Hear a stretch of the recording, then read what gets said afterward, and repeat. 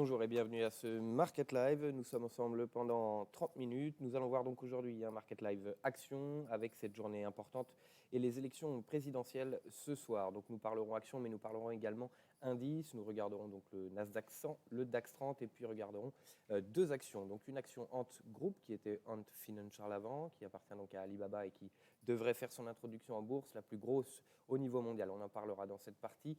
Et BNP Paribas, donc banque française, qui a donné ses résultats un peu meilleur que prévu, mais toujours en baisse. On regardera donc cela avec BNP Paribas et puis on terminera sur quelques informations à venir. Rapidement, avant de passer à l'analyse technique, bien sûr, aujourd'hui, les élections présidentielles sous haute tension.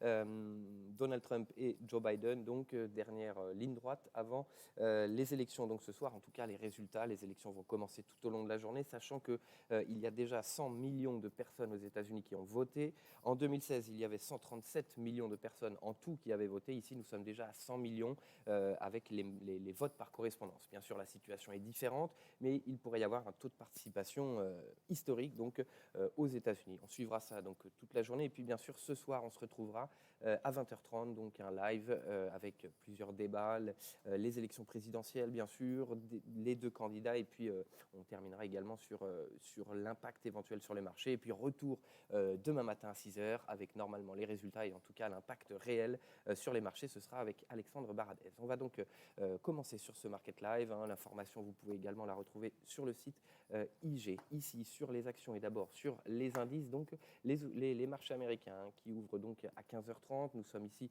hors marché avec ce rendez-vous de ce soir. Nous avons donc fait le Market Live un peu plus tôt, mais nous avons donc des marchés américains et européens qui progressent. Ici, nous sommes sur le Nasdaq 100 qui a fortement chuté, qui est maintenant au niveau technique sous la moyenne mobile 100 période. Pas d'accélération pour autant sur ce niveau technique ici des 10 600, 10 700.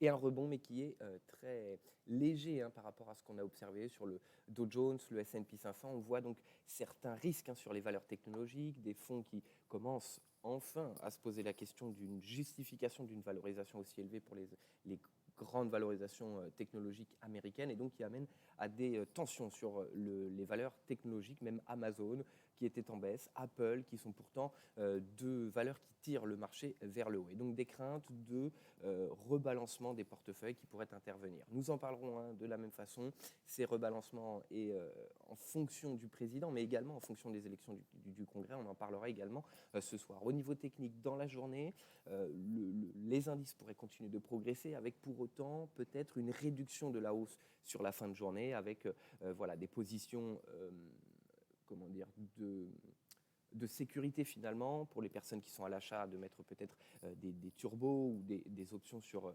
le put par exemple, en tout cas put, pour se protéger. Donc cela pourrait avoir comme effet de réduire la hausse que nous avons sur les marchés. Ce qu'on a vu en 2016, c'est une hausse les 2 jours avant, une tension entre 1h et 5h du matin et puis un retour haussier. De la même façon, on se retrouvera ce soir pour les détails. Donc ici, au niveau technique, au journalier, on est toujours sous la moyenne mobile sans période. Attention, 11 300 points, ce qui conserve en tout cas cette dynamique baissière et ce risque de casser ces 10 950, 11 000 et de venir, en cas de retour sous les 11 000, l'objectif ici de venir sur le plus bas qu'on a observé en septembre, sur les 10 670, 10 700 points. Pour revoir une tendance haussière, il faut donc dépasser cette moyenne mobile sans période qui permettrait de venir au-delà des anciens plus bas que l'on a observé ici fin septembre, début octobre, et donc de reprendre une tendance haussière. Rapidement, 1 heure avant de passer au DAX 30. En 1 heure, donc on observe également cet échec persistant ici, en tout cas l'évolution baissière et l'échec à chaque fois à se maintenir, ou en tout cas à venir dépasser la moyenne mobile sans période. Ce qui donc nous mène à penser que le mouvement baissier se poursuit, pas de validation au-delà de l'ancien plus haut et au-delà de la moyenne mobile sans période. Et donc on surveille en 1 heure, puisque nous avons eu quand même beaucoup d'échecs sous cette moyenne mobile sans période, et donc un dépassement de la moyenne mobile sans période, actuellement 11 180, permettrait justement ce mouvement haussier. Il faut en revanche venir franchir ces anciens plus hauts, et notamment le plus haut de la séance d'hier, ce qui permettrait de reprendre le mouvement haussier. En revanche, ici nous sommes dans la poursuite du mouvement baissier. Attention 11 072 et attention avec le retour sur les, sur les 10 900 points ici qui pourrait nous amener sous ce niveau à une accélération baissière. Voilà, nous passons donc au DAX 30 maintenant en Europe, les indices européens qui ont bien progressé pendant les 2 jours. Je vous invite à regarder l'évolution des marchés 2 jours avant l'élection présidentielle de 2016, puisque c'était un mardi également, et on a exactement la même évolution pour le moment sur le DAX 30 ou sur les indices américains, avec une baisse précédemment, et puis le 2 jours précédent une hausse, des tensions et puis un retour haussier. Pour le moment, l'évolution semble à peu près la même. Sur le VIX également, hein, le pic du VIX avait été atteint le vendredi avant l'élection, et donc pour le moment, c'est la même chose que l'on observe actuellement avec un retour en arrière du VIX après une accélération importante.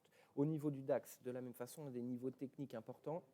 On va le voir tout de suite en journalier avec cet impact, ce retour haussier, ce rebond donc, qui s'est réalisé ici sur notre ancien plus haut, donc un niveau également que l'on surveillait sur les 11 330, qui permet le rebond, mais pour le moment en échec sous cette moyenne mobile 200 périodes. Un maintien au-delà des 11 850 en revanche, qui n'a pas, voilà, nous n'avons pas eu de baisse à part celle récente, sous ce niveau depuis la fin du mois de mai. Et donc un maintien au-delà permettrait de réduire le risque d'une poursuite de la baisse. En revanche, avec cet échec sous la moyenne mobile 200, un retour sous les 11 850 pourrait amener à une nouvelle accélération, ou en tout cas à valider cette poursuite de la tendance baissière. Avec les 11 500, une clôture sous les 11 500 pourrait amener justement à une accélération un peu plus importante. On termine en hebdomadaire ici sur cet indice, et puis on va passer aux actions par la suite. Voilà, on regarde également en hebdomadaire, hein, avec ce franchissement des moyennes mobiles 100 et 200 périodes, voilà, 12 094. Le risque persiste également, on le voit ici en hebdomadaire. On a vu les niveaux en journalier. Attention tout de même, en cas d'accélération, ce qu'on va vérifier justement, c'est une accélération au-delà de ces moyennes mobiles 100 et 200 qui permettrait justement de valider un retour aussi. Voilà, on va passer tout de suite donc aux actions. Comme je l'ai dit, on va voir 2 actions. Alors on va voir Ant Group, qui était Ant Financial précédemment, on va expliquer pourquoi, qui n'est pas encore coté en bourse, donc pas de graphique. Et puis BNP, bien sûr, on fera une analyse graphique. Ici sur Ant Group, donc, qui est le bras financier finalement de Alibaba, s'appelait donc Ant Financial, et depuis quelques jours avant l'introduction en bourse, s'appelle maintenant Ant Group. Pourquoi ? Parce que pour le moment, cette société, les régulateurs ne savent pas s'ils doivent la considérer comme une société technologique ou une société financière. Le problème, il y a 2 points qui se posent, ou 2 problèmes qui sont soulevés avec cela. C'est d'une part, les valeurs technologiques, on le voit, on le sait, profitent de la bulle financière, profitent donc de l'accélération, et donc ont une meilleure image au niveau du public, hein. On peut comparer les banques et les entreprises technologiques, la valorisation des actions. Et puis deuxième point, c'est bien sûr la régulation sur une entreprise financière qui est beaucoup plus importante, avec voilà, la compliance, la conformité, qui est extrêmement lourde par rapport à une société technologique. Donc pour le moment, il y a encore des discussions, ce qui pourrait amener beaucoup de points plutôt positifs si cela était considéré donc comme une entreprise technologique plutôt qu'une entreprise financière. Ce sera donc l'IPO, la plus grosse IPO mondiale. La précédente était donc Saudi Aramco, avec près de 30 milliards donc levés, une valorisation de 2000 milliards. Hein, donc Ant Group n'est pas la société la plus chère, hein, mais simplement l'appel de fonds, l'introduction en bourse, et donc le montant qu'il souhaite lever, le plus important au niveau mondial, à 34,4 milliards de dollars, pour une valorisation d'environ 312 milliards de dollars. Donc on retrouve ici des valorisations extrêmement importantes des sociétés technologiques, hein, si on compare par rapport aux banques. Il y a peu de banques qui ont des valorisations aussi importantes.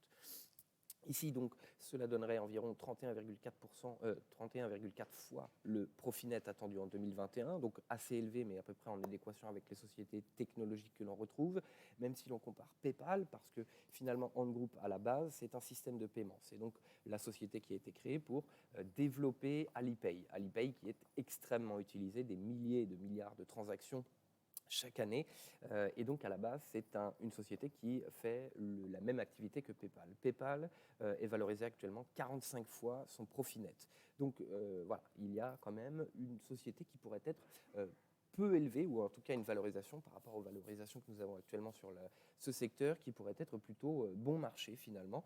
Même certains souhaitaient une IPO, ou en tout cas une prix d'introduction en bourse de 400 milliards de dollars. En tout cas, une levée de fonds de 400 milliards, 28% supplémentaires, ce qui pourrait donner justement une possible accélération dès l'introduction en bourse, qui est jeudi, en revanche, qui est à Hong Kong, donc moins accessible, mais tout de même qui est possible donc de trader.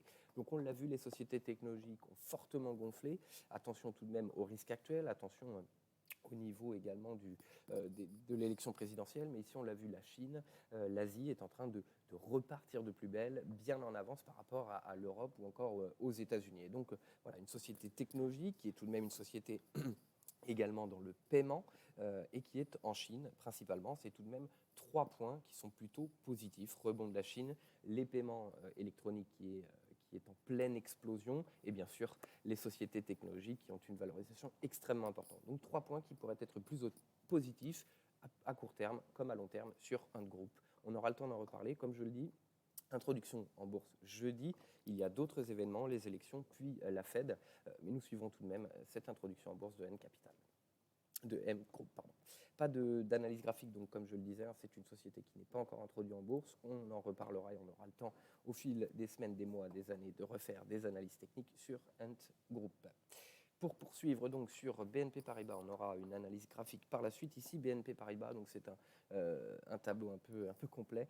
C'est simplement pour prendre quelques chiffres. Le produit net bancaire, qui correspond au chiffre d'affaires sur les banques, c'est le même principe, mais on appelle ça un produit net bancaire. Ici, le coût du risque, ce qui est important, le coût du risque donc, qui augmente ici, mais qui augmente peu finalement. Il augmente de 47% par rapport à il y a un an, mais est en baisse par rapport au deuxième trimestre de l'année dernière. Le coût du risque, c'est donc principalement par rapport aux défaillances de remboursement donc, de prêts octroyés à des clients. Et donc avec l'augmentation des faillites et autres pendant des crises, bien entendu, c'est ce que l'on surveille sur les banques, ce coût du risque qui augmente fortement. Pour le moment, qui augmente moins par rapport au deuxième trimestre. En revanche, avec les nouvelles restrictions, les nouveaux confinements, il est fort probable que ce coût du risque augmente davantage. Il faut savoir que sur les banques, ce qui leur permet actuellement de donner des résultats plutôt positifs, ce sont les activités de trading. On le voit, et on en a parlé sur Ant Group, le trading est extrêmement rémunérateur depuis le début de l'année, malgré bien sûr la situation économique qui est tout à fait à l'inverse. Mais justement, les banques qui sont sous pression avec la baisse des taux, avec l'augmentation du risque également, et donc la baisse des transactions,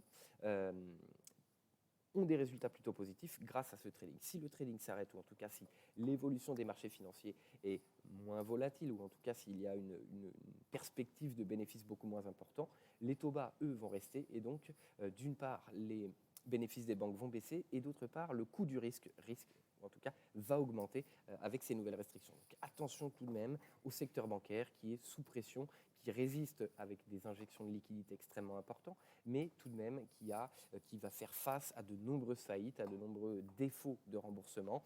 Et si les marchés financiers ne suivent plus, et si donc les profits des marchés financiers pour les banques ne sont pas aussi bons, cela va être extrêmement compliqué de tenir des résultats aussi importants, même s'ils sont en baisse, bien entendu.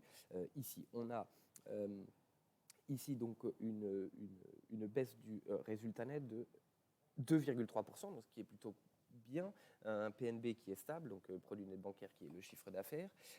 En revanche, ce qui a plu bien sûr au marché, c'est ce dont on en parlait avant, plus 29% donc, par rapport à la perspective des analystes. Et on en parlait avant la saison des résultats. Il y a des résultats qui sont négatifs, qui sont décevants, mais qui sont au-delà de la perspective des analystes, et donc cela suffit tout à fait aux investisseurs. Mais il reste en baisse et il y a des risques importants.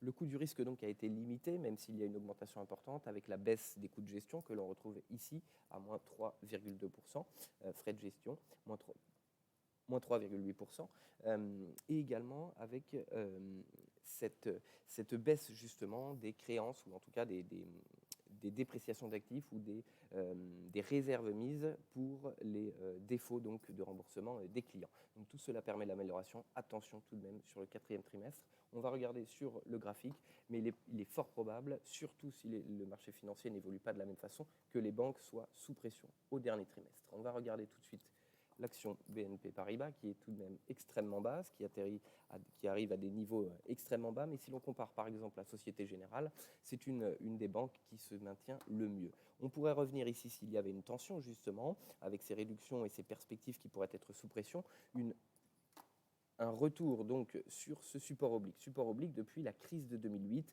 revenu avec la crise ici de la dette en Europe est revenu une nouvelle fois sur ce support oblique avec la crise donc, du Covid. Et donc en cas de nouvelle pression, c'est notre objectif, nous sommes en hebdomadaire, de retour ici sur cet oblique, actuellement placé sur les 25,40, qui pourrait être une opportunité d'achat important. Regardez pour ce type de valeur, attention à moyen terme, mais les dividendes à long terme, la solidité tout de même du groupe BNP Paribas.